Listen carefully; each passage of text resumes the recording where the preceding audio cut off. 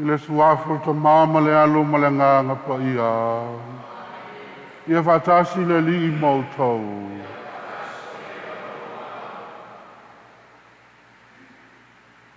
Ta lo fatu nei tai au pa ia o le tātou puleanga. Pa ia fe o le tātou tanga luenga I fatu ainga nei. Mai so le lo lo Samoa o tapu ai mai. Moli whatasi le tātou taulanga o le whaftai lo tātou tua le nei tai au.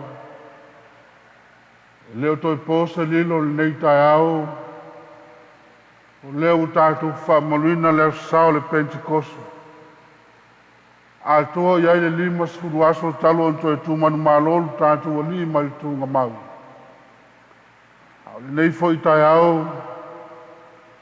Whamamalu e le kalesia o le aso soifua o le kalesia. Na amata mata ina ele ngā luenga le kalesia e ala lau apostolo. Le kalesia leo tātou ai nei. Ai fe mai u whao sofia le tangata o le tua. E ala le fioifo le ngāra pa ia. Tātou talo e lea mol sāwalinga le kalesia le nei lalulangi. Tele taime peta ia iei ma fi tā ma whainga tā. Au le alofa o le tua e tinao no whainga tā. Au le a tātou te ai an whaamunianga. Pefe on tātou whaamalu nei asu. Mana tua ai o na taitai. I ne whapenao na vea le mea alofa le nganga pa ia. E tu malosi ai e whaima waainga. E tua iai le tangata whatutua. Ia o le tangata o le tua. E tua ai le nei tae ao le sāwalinga le newa yasu. A matalia e fwoi ngā luenga whaia e maiso le waitausanga ngā lulua e le kalesia. I ne whapenao na taitaina umai tātou e le nganga pa ia. A le lofa o le tua e pe on tātou iai le nei tae ao. Au I tātou lava e vai vaile si la whanga lo tātou tua. Tāpea ngeina lai tātou e whaamamalu le nei sauninga. Tātou mana tunatu ne o tātou semo tātou leanga.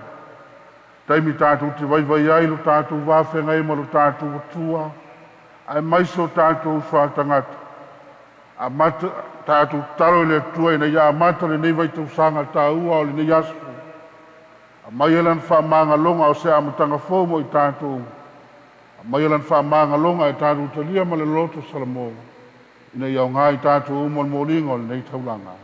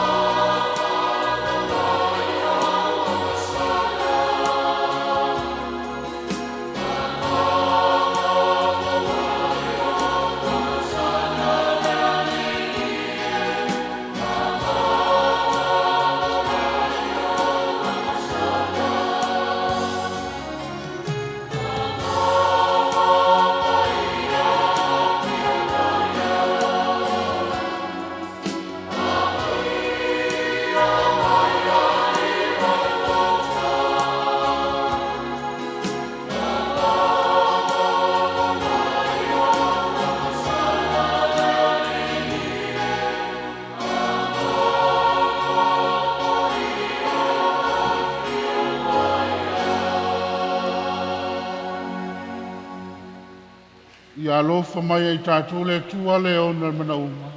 Ma mangalo mai a tātou sala. Taita ai tātou le ola e whaavau. O le vinga le tua i mea au pito alu.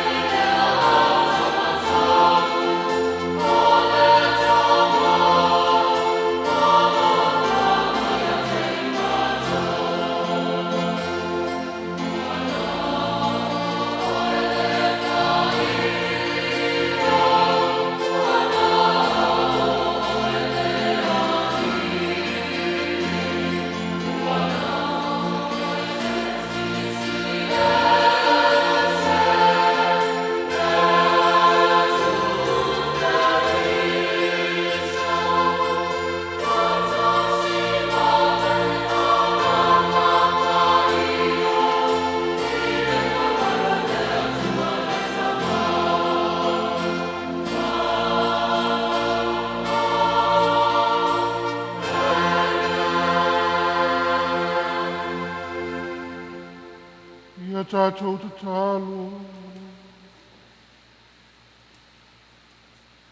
Le alielo mātou te mā. O le nganga poia ne au ina mai lau e kalesi. E a mata le au au ina o le tala le lei. Ia whaawaua ia le ngā luenga le laulang. E alatu le loto tangata uma wa whātutu. O la mātou o lenga le ne alatu lo mātou le o Yesu Keliso lo walu. O soi foi ampule fatas mo e mole ngā pai. O le tua do tasi mo le whaavavau lava.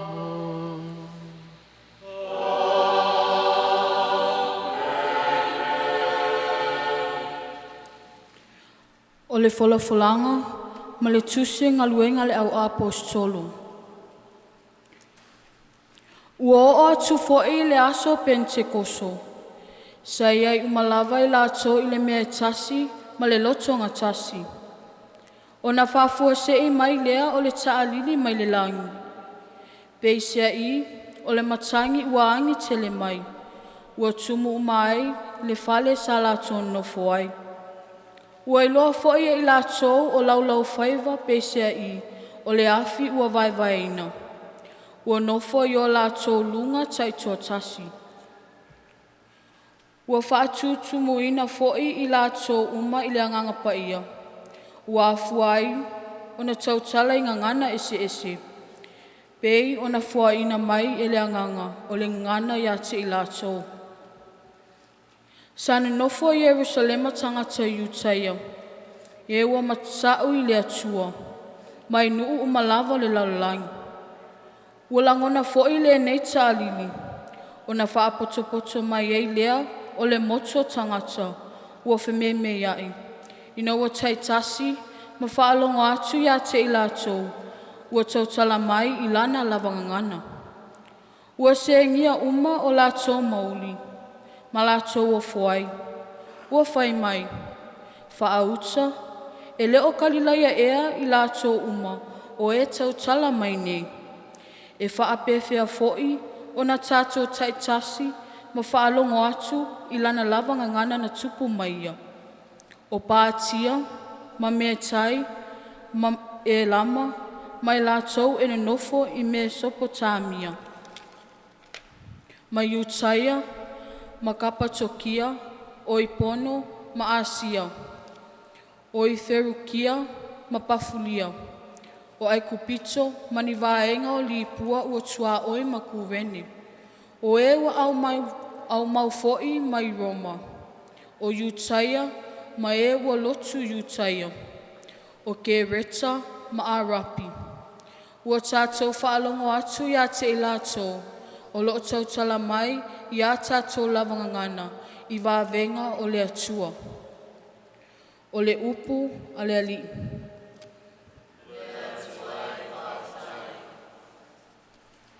E te awina atu lawanganga, e te taufuata ina fo i le fonga ele.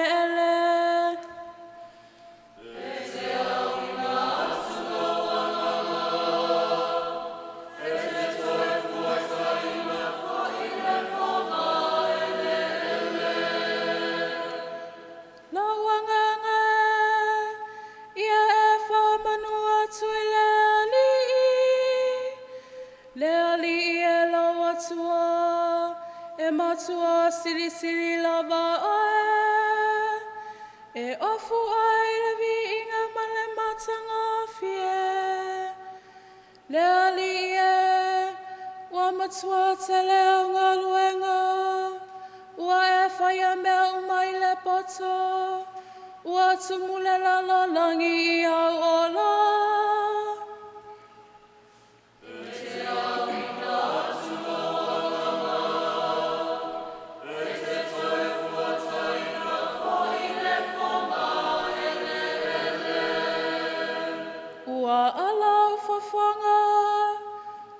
Tuatu valea i leo i lātou.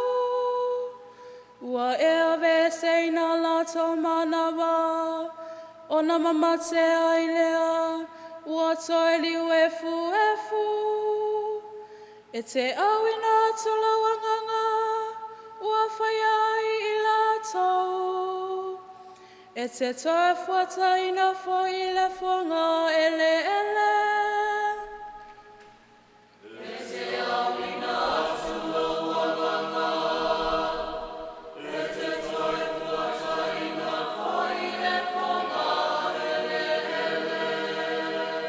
E tu maule mamalo le ali i e whaavavau. E fia le ali i ana me ana whai. E maliela umawhawhau i a te ia. O te fia lava au i le ali i.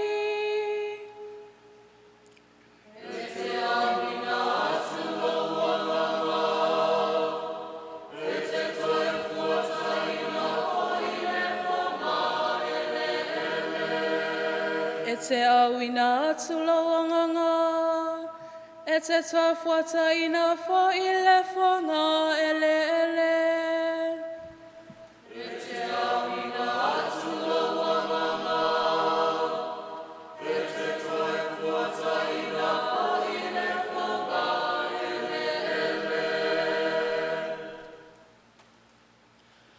O le folafolanga, mai le tusi mua Paulo i a Korinito.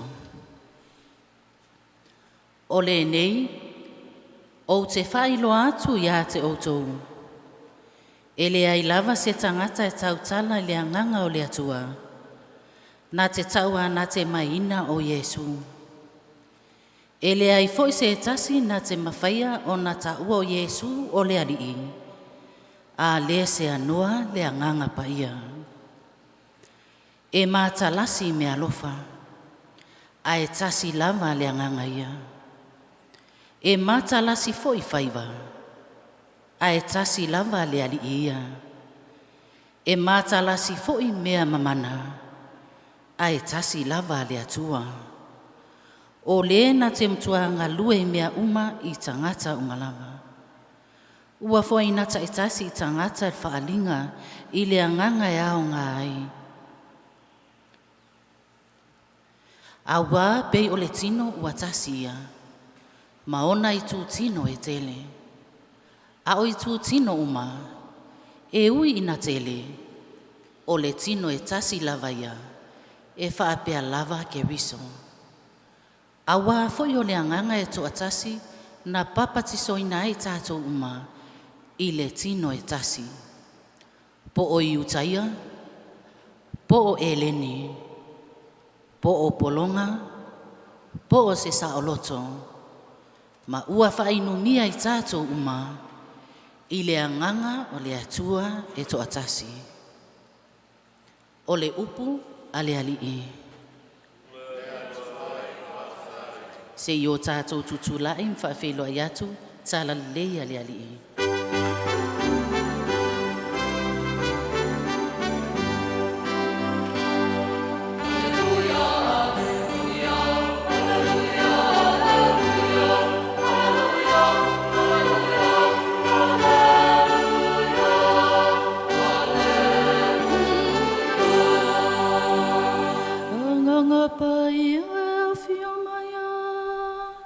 Ia e whatumonoto auna, matutu ai le awhiolo alofa.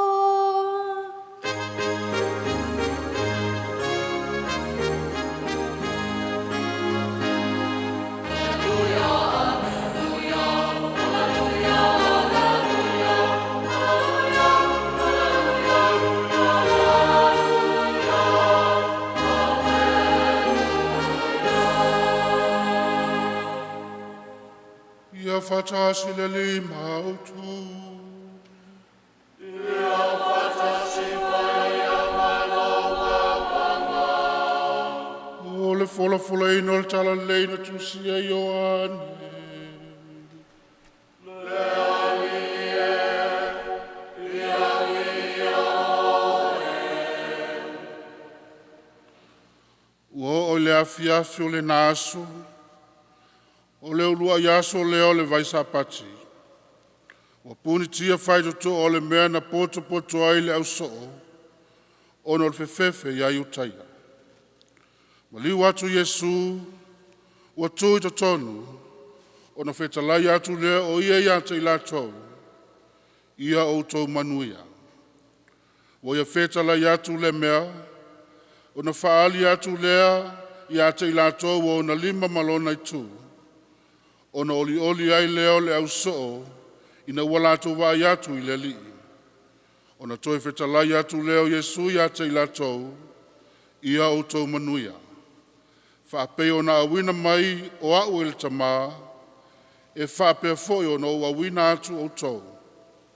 Wa ia fetalai atu le mea, ona manawa atu lea o ia ya te ilatou mo whaapea atu, ia o tau talia le nganga pa ia. O lato uma lava tau te whamangaloina ai a lato unsala, e whamangaloina ia i lato. O lato uma lava tau te tūpea i a lato unsala, e tūpea lava ia. O le tala le leia le ali.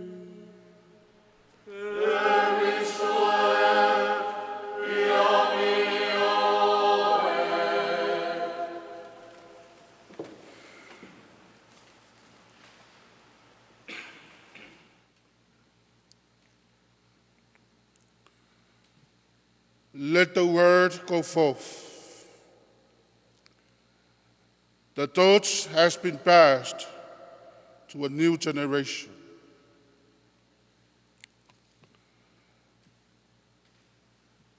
Ia tāola ola le whiau o le aso nei. O le ngā luenga o lea watu ina mai I tūpulanga o le talu fau. Upu ia o le launga mua lava a pelesi tene keneti ina ua vea o ia ma prestene o le malo tele o Amerika. E leo to e po se lilo e o mai lava I le aso nei o le prestene pito sili lea o na laititi o le malo tele. A wai filifilia o ia fato a fasfu tolu on tausanga. A le aso mua o le whao ungai a vea ma prestene. Na lui ai e le prestene le tupulanga talu fou o Amerika. Pea on tātou whalongolongo ai upu nei o lewa whai mai le prestene. O lewa mai le tātou wau ngā tupulanga le whiau. Ua whai foi oe ma wha moe ngā le lei a o le ola o Amerika. A o I whai mai nā unani ai ma wha o Sofia ai e tautua le malo tele o Amerika I ana tupulanga. Au whiau foi le lewa mai lo tātou vai taimi o le talu fau se I lui ai tātou au tātou wha ma manu le aso le nei o le aso le Pentekosto. Pea ona whai mai o le aso o le manatu ai le kalesia o le aso na wha vai ai le amatanga fau o le kalesia. Leo tātou wha malu le so, wa avea I le whiau ma le ngā luenga, e lui ai tātou lewa mai I lima o le tūpulanga o le talu fau. Pei ana tātou whalongolongo I a fionga pa ia le tua I le tai aule nei, o le whiau mo tangata uma, o le whiau mo tūpulanga uma, ai peia on tātou iai le talu fau, o lewa mai se matai tū ai le tātou sāwalinga. Ai lu iai fina ngalo ma loto, ai ale tupulanga o le talu fau o le kalisi. Peia on tātou whalongolongo I le vangalia I le tai aule nei.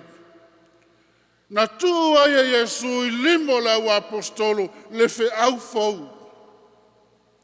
Pea on tātou whalongolongo iai le tai aole nei. Whatu a mafuta le o Yesu molo na ua apostolo mo na so. Ina ua toe tu manu malo mai o ia. Mai nā whio atu a Yesu I to tonu o le potu. Whapele upu o le tātou wali ia o tau manu ia.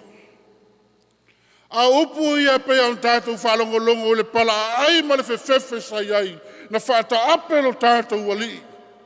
Ai a mai ai le oli le au apostolo, ina ua wa ai la toilo tātou wali o Yesu. Toi whai mai le upo Yesu, ia o tau manuia. Whaapea o na awina mai au el tamā. E whaapea foi o no awina atu o tau. Ia o tau talia le nganga pa ia. Le whiaula lewa mai I tūpulanga umo le kalesia e pea no whai atu au tātou whama manu le talu fau o lewa mai le finangalo le tātou atua. Ai whai lea ma tātou whiau au tātou sāwali ai ale kalesia. Pea on tātou whalongolongo whai mai upa Yesu talia le nganga pa ia au lena moli mau ale tuso ngā luenga ala wa apostolo le tai aole nei. Pea on tātou whalongolongo whai mai Ua whapenao na ta'alili ai le lalolangi a e to ulu ane. Ni lau whaiva pia ni alo yafi. Ma whaatumuina ai le nganga pa ia. Whaatumuina ai tangata i lātou na iho ina le tala le lei. Ia whai lātou maamatanga mata anga o le kalesia. E peia ona whai mai o le aso soifua o le kalesia. Peia on tātou whalongolongo iai whai mai po o le hale to o tele o tangata. Awa ngangana mai lava le tangata ia i langa ngangana. Ai a tātou toi manatu le olo i papelu. Ina ua ese o lātou ngangana na le tau nuu ai le wha moe moe. A le wha moe moe fau o le tua e pe o na iai le tai au le nei. Na o na ese au ngangana. Ai tasi a le whi au o le finangalo o tātou o tua. Lea na tātou whalongolongo le tai au le nei whi mai.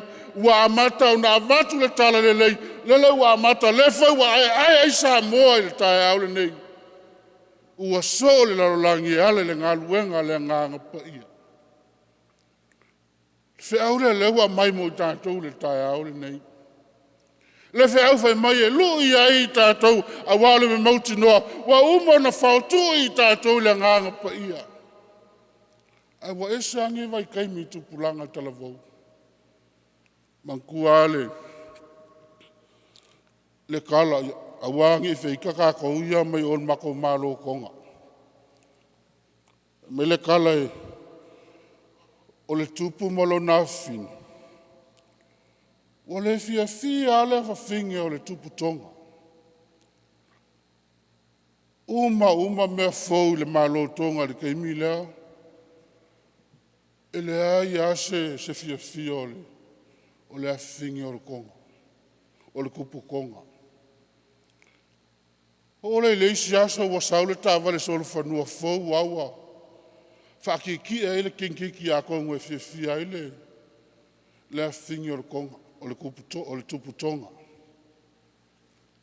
O aku le meolo ia konga la au o konga la au aina atonga. Kilo aku le tupu tonga e lo ngafingi. Wa pula ko a i fuala au ainga. Pero le kupu konga sol. Le lopo le mele o le afia isa wa finge o fuala au ainga. Ngau o le fale fai mai lo le kupu konga i lo ngau aunga. Au le vai le leifako anga o fuala au ainga le leia le atunu. E maingi fuala au kai kolu maingi fuala au le lei. A kongu e fia isa ua fingi. Sa unga le waanga ngombai. O le isi vai whako anga o le whako anga ka mako. Sa u le isi mo whai pula o le tongala o tonga whai. Ai sa u le isi vai whako anga mo melengi. Wala au aku loma le au ngai ngabo mai ngai whai whako anga. Ia mua mai leisi. Mua mai lola ia leo le.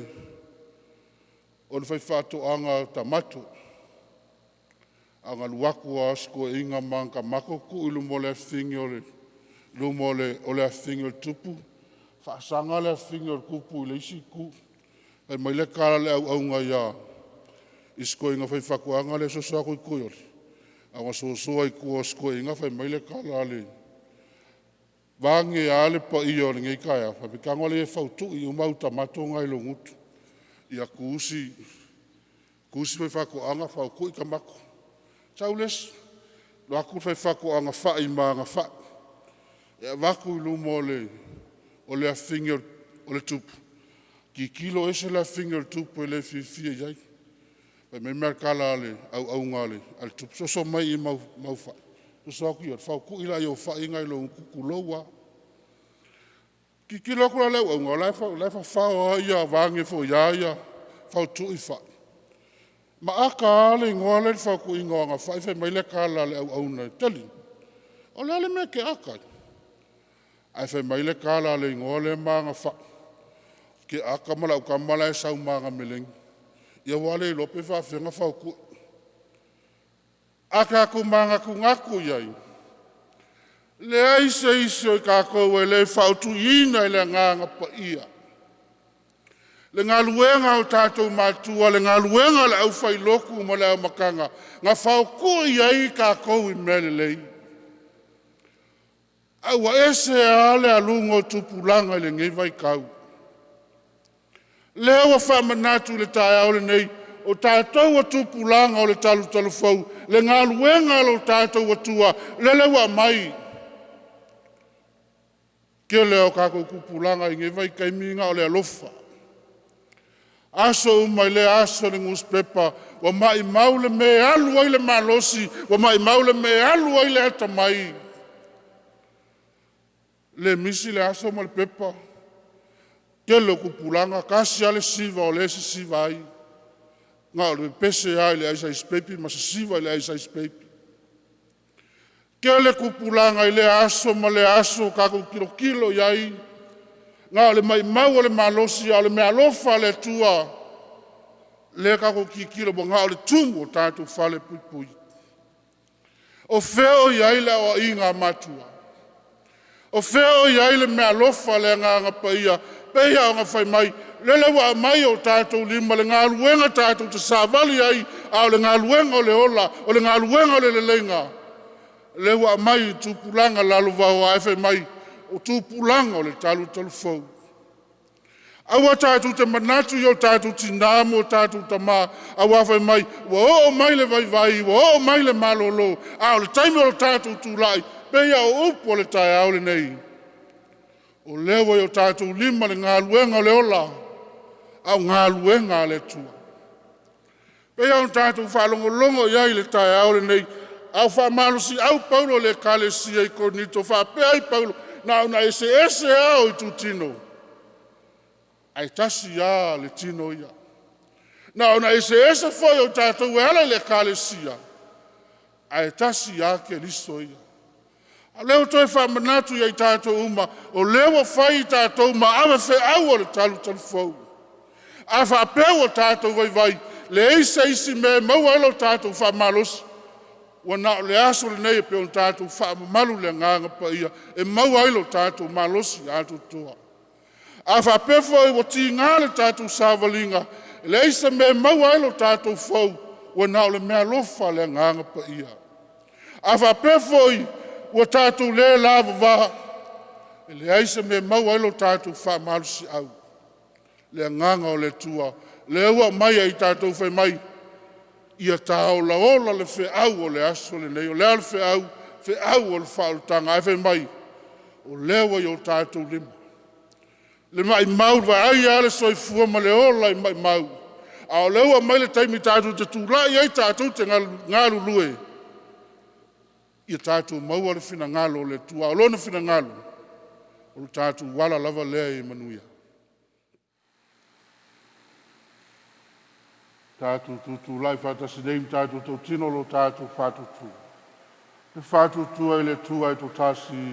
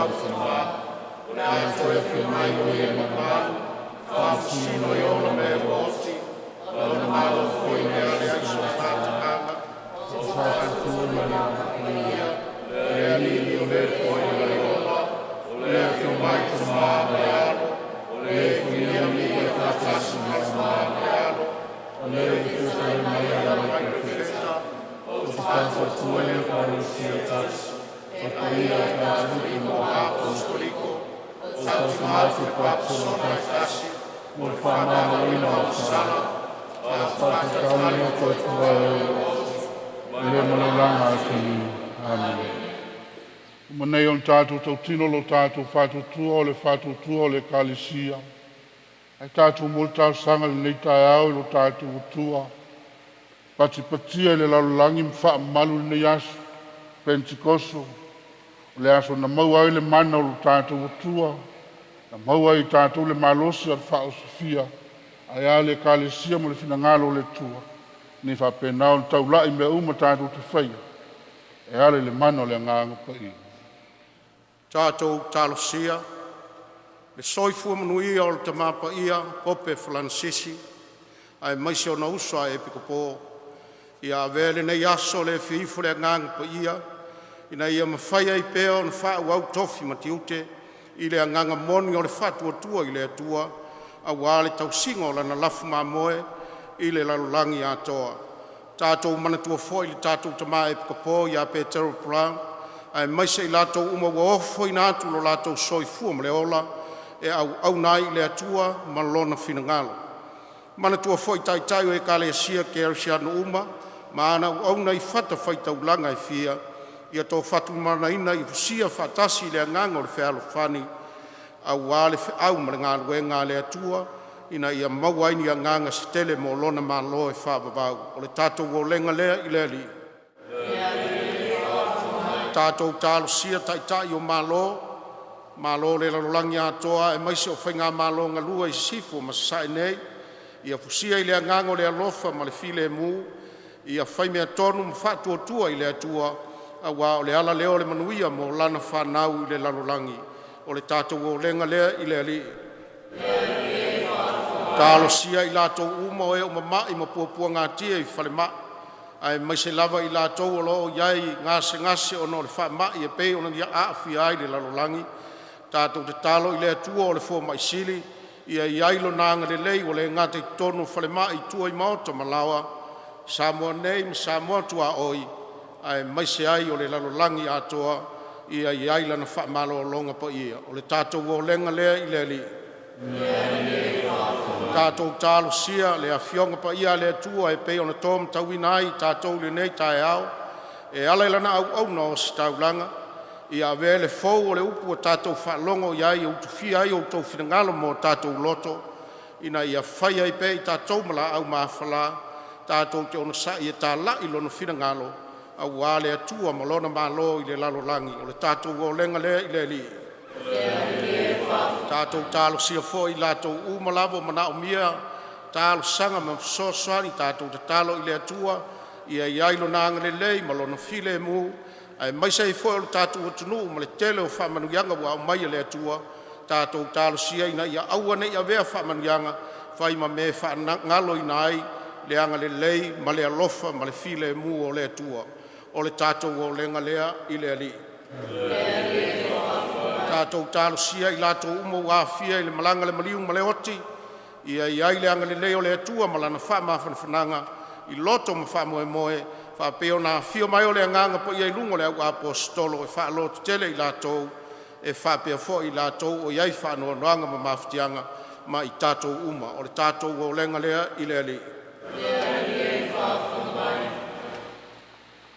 Le tua whawhunga taloe, mātou talo nei tae au, i mātou tal sanga o mātou whaleo, a penao na etalia, au ni talo lo i whatu o mātou umalawa ua, a wai whatasi le nei sauni, talo e mawailo mātou malosi, ia e maiso te talo e whatu mawina ailo mātou whatu tua, mātou te mamoli mātou nei tal sanga i lau fio, e lātu ya Yesu ke li solo mātou wali i.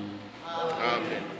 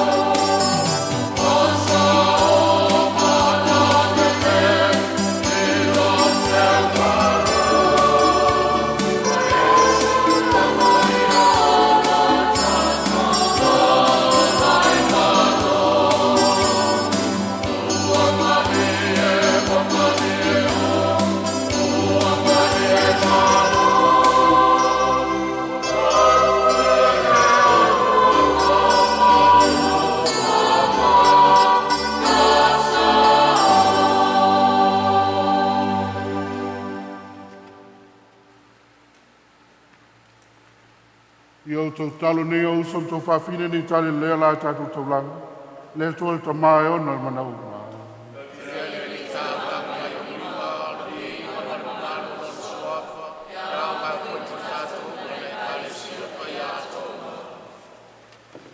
Le alie. Ia vele nganga pa ia wai fola floi na mai. E tai na e mātou lau pumoni atu. Ma ia whailo mai ai mātou lau winga atu ole nei taula. O la mātou o lenga le neo no ke li solo mātou wali.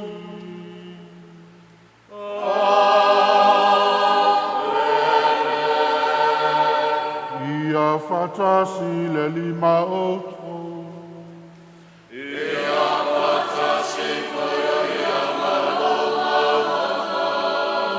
Nasi ai o toloto.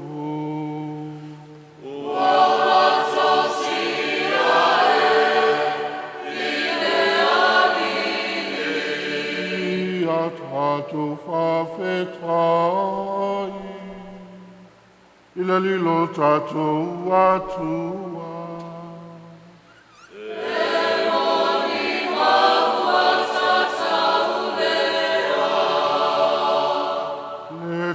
Le tu soi foi whawau me o malosi u malawa. O se mitam tanga whai a boi mato. Ia whawta ia tu ia te oe. Le aso nei nau. E au e nei fole nganga pui ai lato. O whailonga ina e vea mau whanau. O noro lato o wai le ololo wale to tas. Ma wea wina mai ai lato angale misterio o le paseka. Le aso nei mātou te whamanu le amatanga mātou ino la weka alisi. Ina wo whailo mai le nganga pa e iatu. Le ato moni to tas. Ma uanga o sie ia mai ngana e tele. Ata ngātara le leo e tas. E whatino ina le whatu o tua e tas. O le fia o to tua whafa uai lalangi atoa. Awe pese tu maua o le langi no vinga.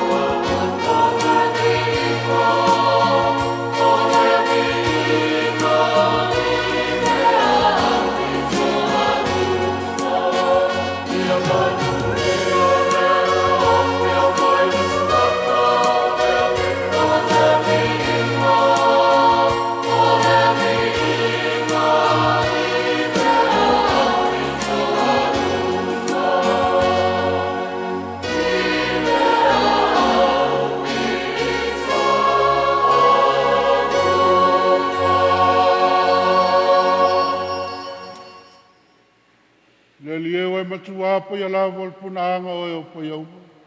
Ia una melo nganga e fa po ia ni melo. Ina vela to mo i mato o tino. Ma le toto lo mato o le Yesu Kristo. Au le tina tu ile o se o tina italiano lamli. Tango ia la retro. O va tu ia to o le fa tai. To fe ia la retro. O va tu na so. Ma fa pe atu. Ina fe tango fi ai o to uma ai. O lo tino le nei o le afu inatu mo utau.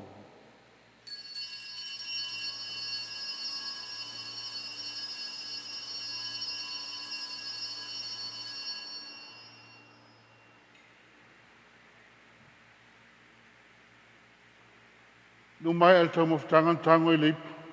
Te watu i atu o el whaftai mo le viinga. Tu atu leipu lo nau soo, ma whaape atu. I nā whitango fi ai o tō unga mawhainu mai ai. O le ipule neolo tōtol whengai ngā fōu mal whāwau. O le a whamlingina ia mō tō matangātau. Le e whamangale nai ang sai. I au tō whaian nei sauninga o whamantunga o au.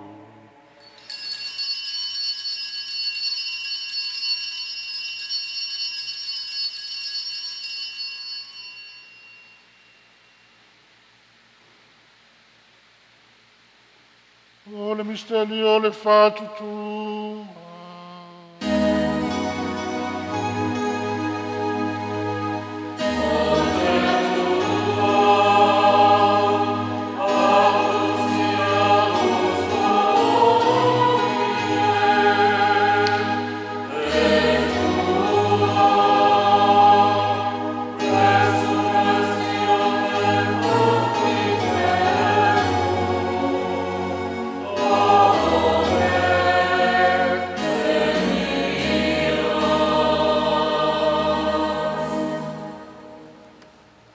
Whamantunga lo na maleo malanta tu mātou te moli atu i atu o i tamai.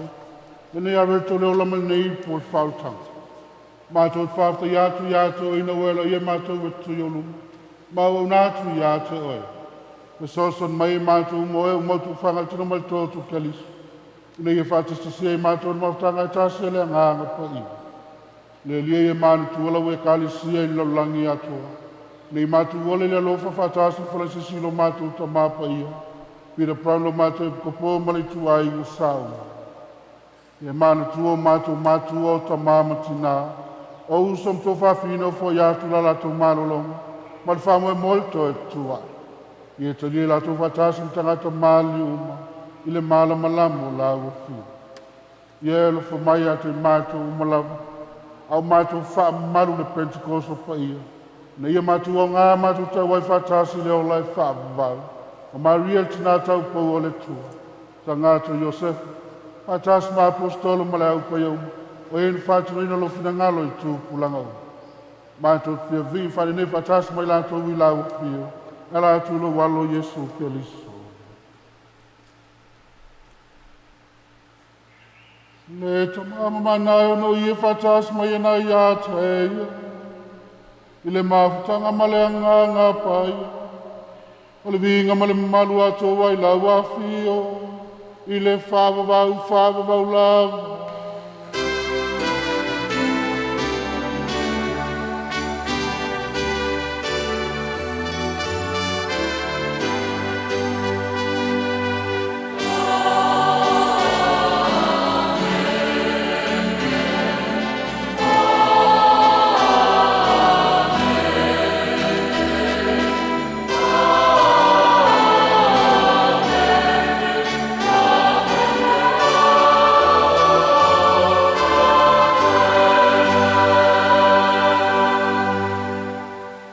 Tātou tal nei mal whalango lango le tama. I le talo nao mai lo tātou oli o Jesu Kelisu.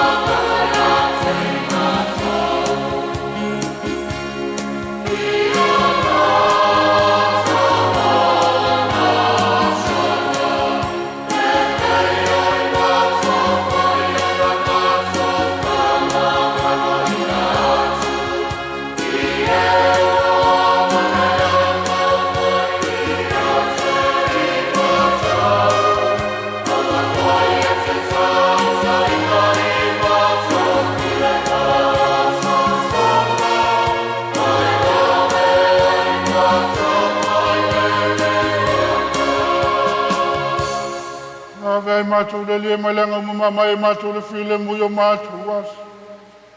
Lawa lau whamutu mutu vale whasau mātou malanga sa. Ma pui pui a mātou mai atu malungau. Mātou whātiti le atu mal whamu e moe whiwhi. Mo le whi mai alo mātou whaolo Yesu Keliso.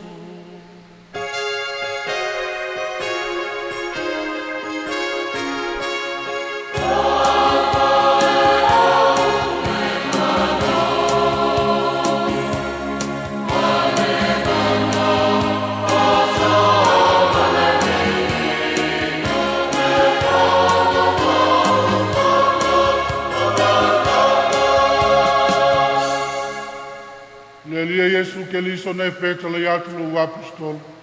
O tu atu yatu tolo file mua fo yatu yatu to. Awane sislama ya matu unsal. Ai sila el fatu tuolo e kalisi. Mai matu le file mua mataso lo malo. Le weso fuai mo fava va lava. Yatu to tu mau file mua lo tatu mo Yesu Keliso. Tatu failo nei failongo le file mua.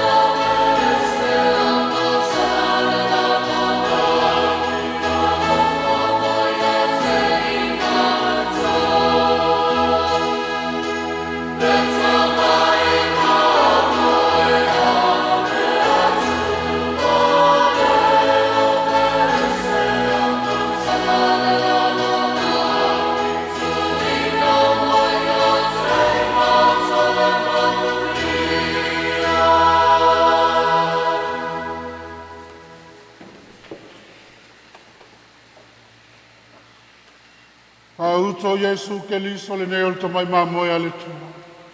Pauto le na tiave se ang salalang. Manuia I tātou uma walauia lan tāli suanga.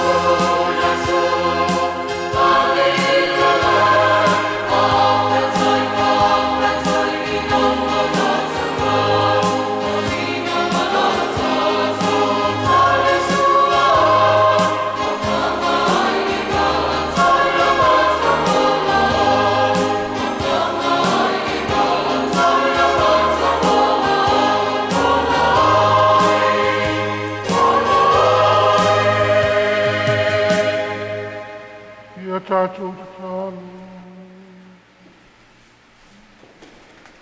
Le tamae, ia vele me ai o mātou taliele nei tāle suanga. O se sosoani ai mātou molo mātou whaotanga e whawamau. Ie whatumawina ai mātou le mālosi o lowanga. Ma ie pui pui me alofa waitu ina mai la we kalesi. O la mātou o lenga le nei suafo Yesu lo mātou wali.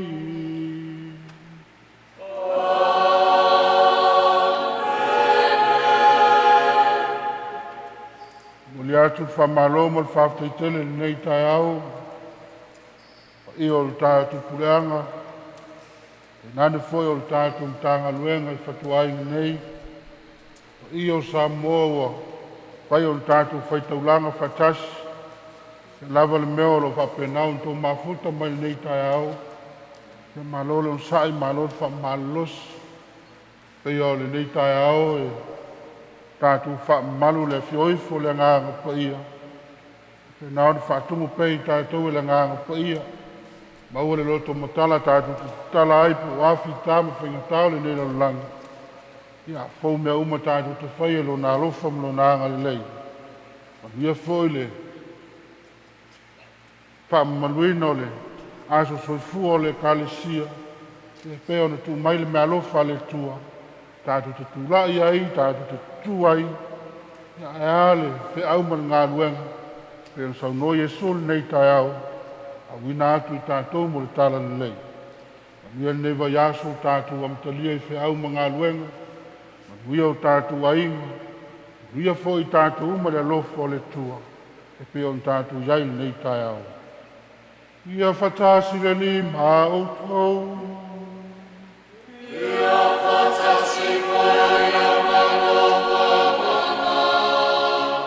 Runga ia tau tau malawa whamunianga leo na manau. Suafo tama, maleal, maleanganga pai.